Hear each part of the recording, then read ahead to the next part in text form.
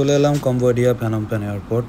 আজকের এই ভিডিওতে আপনারা জানতে পারবেন আমি কম্বোডিয়া ইমিগ্রেশনে কী কী ফেস করলাম, তার কিছু ইনফরমেশন দেওয়ার চেষ্টা করব। প্লেন থেকে নামার পরপরই সোজা এয়ারপোর্টে হাঁটা শুরু করলাম।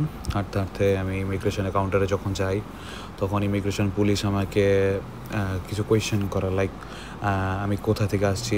দেন আমি অ্যান্সার দিলাম যে আমি মালয়েশিয়া থেকে আসছি। দেন ওরা আমার আজ করলো যে আপনি কি স্টুডেন্ট আর ওয়ার্কার। আমি এদের বললাম যে আমি এখানকার স্টুডেন্ট, আমি এখানে পড়াশোনা করি।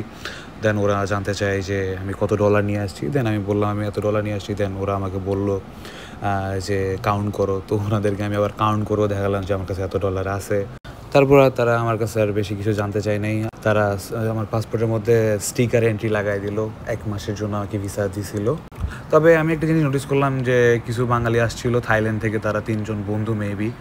তাদেরকে মাল্টিপল কোয়েশ্চেন করতেছিল যে তাদের উদ্দেশ্য কি, কয়দিন থাকবে, হোটেল বুক করছে কি না। আমাকে ইভেন জিজ্ঞাসা করে নাই যে আমার হোটেল বুকিং আছে কি না নাই। তারপর আর কি আমার ইমিগ্রেশনের কাজ শেষ হয়ে যায়। শেষ হয়ে যাওয়ার পরে এয়ারপোর্ট থেকে বের হওয়ার সাথে সাথে আমি ফার্স্টে একটা সিম কিনছিলাম, যার কস্ট $5 মতো পড়ছিল আমার 7 দিনের জন্য। তারপর একটা টুকটুক বলে এখানে, যেটা আমরা বাংলাদেশে সিএনজি বলি, সিএনজি নিয়ে আমি আমার হোটেলের দিকে রওনা দিয়ে দেই।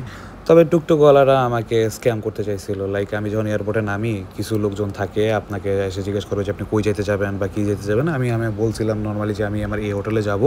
তো ওনারা আমার বললো যে যদি যেতে চাও তাহলে $10। তো আমি একটু নেগোশিয়েট করে আমি বললাম যে ওকে ফাইন, $5 দিব, যদি হয় তাহলে নিব। তো রাজি হলো $5। তা আমিও বুক দিলাম ওকে।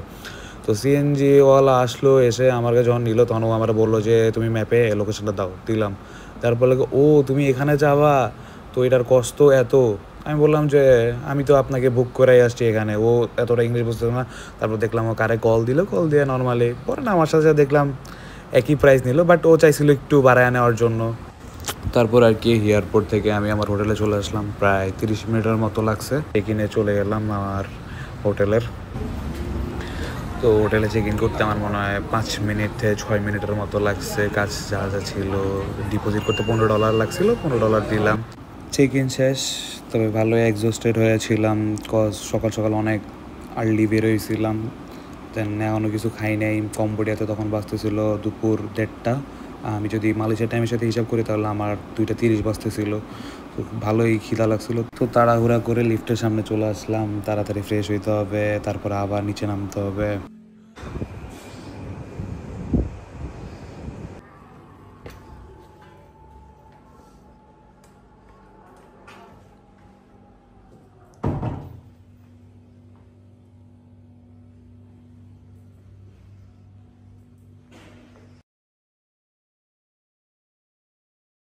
রুম থেকে সিটি ভিউটা ছিল জাস্ট দেখার মতো, মানে কি বলবো।